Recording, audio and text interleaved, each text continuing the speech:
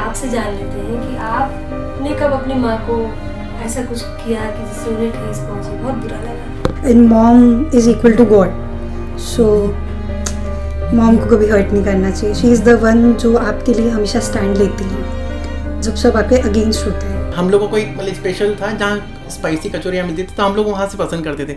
मम्मा वहाँ से बोलती थी नहीं वहाँ स्पाइसी है तो मत लेके आना, तो मैं वहीं से लेके आ गया जहाँ स्पाइसी वाली। तो फिर मम्मा को उस दिन वो लगा कि मैं इन बच्चों के लिए इतना करती हूँ लेकिन बच्चे हमारे लिए इतना नहीं करते। उस दिन उनको थोड़ा सा ठेस पहुँचा था मेरी वजह से। कोई एक इंसिडेंट अगर मैं बताऊँ तो मेरी मम्मी ने शायद बोला होगा कि अभी तो मेरे साथ चल ले, और मैंने वही कहीं साइड लेकर बोला होगा नहीं अभी तो मुझे फ्रेंड्स के साथ जाना है। तो उनको वो चीज़ लगी कि दिन भर फ्रेंड्स होता है, पेरेंट्स को भी कहीं ना कहीं आपको इम्पोर्टेंस देनी चाहिए, हम भी तो है। कि आपकी माँ को क्या बहुत पसंद है या पसंद था, मगर अपनी जिम्मेदारियों के चलते उन्होंने कभी उस पर ध्यान ही नहीं दिया, कुछ ऐसी कोई चीज़? मी बीइंग अ मदर, सो जैसे जो हम कॉम्प्रोमाइज़ करते हैं अपने बच्चों के लिए वो उन्होंने भी करे होंगे।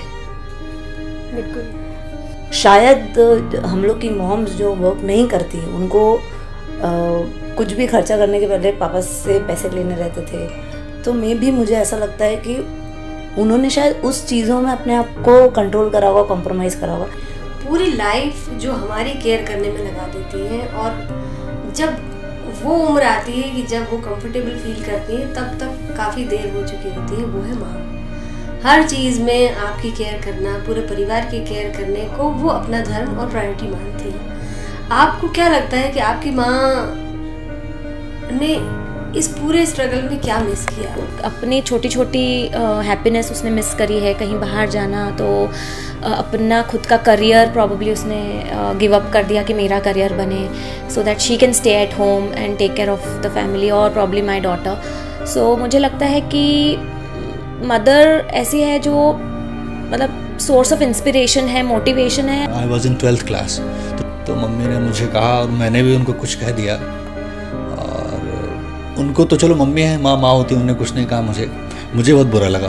तो फिर मैं वहाँ से दूर चला गया and I cried as much as possible. मैं बहुत देर रोया, और फिर जब शांत हुआ फिर आया, लेकिन वो एक टाइम था जब मुझे बहुत हर्ट हुआ कि मैंने क्यों कहा उनको। सुनैना जी, आपकी मम्मी तो आपकी पसंद नापसंद के बारे में हर बात जानती है, लेकिन आप उनके बारे में जानती हैं क्या कि उन्हें क्या पसंद है? मेरी शादी के इतने सालों बाद भी वो मेरे लिए मेरी पसंद की चीज़ें भेजती है, तब मुझे याद आता है कि यार ये चीज़ मुझे पसंद हुआ करती थी। तो मुझे आंखों में आंसू आ जाते हैं और मैं अपनी बेटी को बताती हूँ कि देख बेटा मैं तो इस चीज़ को भूल भी गई थी, और नानी जी को अभी तक याद है। माँ ही पूरे परिवार में वो फैमिली मेम्बर होती हैं जिनको सभी लोग एक पंचिंग बैग की तरह यूज़ कर लेते हैं। अपना गुस्सा, अपना फ्रस्ट्रेशन, अपना अवसाद सब उन पे निकाल देते हैं। आपके साथ ऐसा हुआ क्या कभी? जब हमारा जो जॉब का फ्रस्ट्रेशन जब हम पेरेंट्स पर निकालते हैं, स्पेशली जब मम्मा पर निकालते हैं, तब फिर वो फीलिंग होती कि नहीं मुझे ये नहीं करना था। माएँ अक्सर ऐसी होती हैं कि हर एक लम्हे पे, हर एक पल पे वो ये एहसास दिलाती हैं अपने बच्चों को कि मैं तुम्हें बहुत प्यार करती हूँ। आप अपनी माँ को कैसे बताना चाहती हैं कि I love you so much? जब मैं 4th-5th क्लास में थी तब मेरी मॉम ने मेरे को स्विमिंग सिखाई थी। तो 3-4 बजे की धूप में हमको 2 व्हीलर पे ले जाती थी स्विमिंग सिखाने। अब मैं रिलेट इसलिए कर रही हूँ क्योंकि मैं रोज़ सुबह 6 बजे उठ के मेरी डॉटर को 7 बजे स्विमिंग ले जाती हूँ।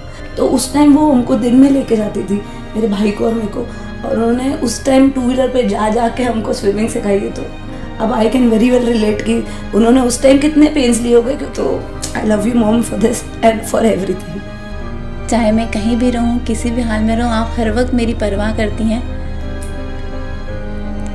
I love you mom. हम मम्मी को जितना खुश रख सकें, क्योंकि वो हमेशा हमारे साथ नहीं है। मैं हमेशा ये प्रॉमिस करती हूँ कि मैं आपको हमेशा मेरा बेस्ट दूंगी।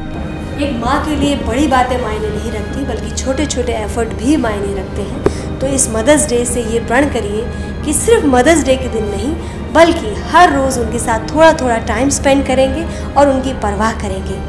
Happy mother's day.